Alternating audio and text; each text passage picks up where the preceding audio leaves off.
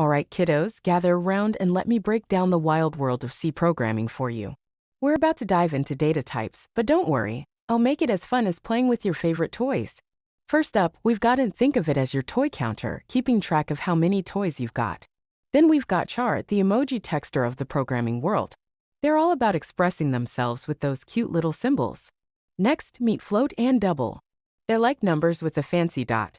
Float is like a cool kid who can handle decimals, while double is like the overachiever who can handle even more precise numbers.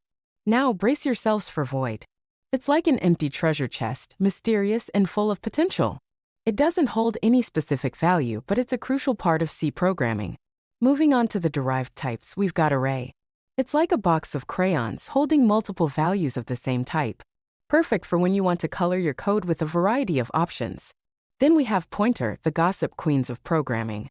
They love to point fingers and tell you where to find things. They're like the ultimate detectives, always leading you to the right spot. Structure is like those multi-toy packs you find in a toy store. It lets you group different data types together, creating a powerful combo. It's like having a superhero team up in your code. And last but not least, we've got union. They're the transformers of C. They can hold different data types, but only one at a time. It's like having a toy that can change its shape depending on your needs. Oh, and don't forget about enum. It's like multiple choice questions. It lets you define a set of options, making your code more organized and easier to understand. So there you have it, my little coding enthusiasts.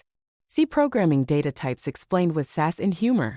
Now go out there and conquer the programming world, one sassy line of code at a time.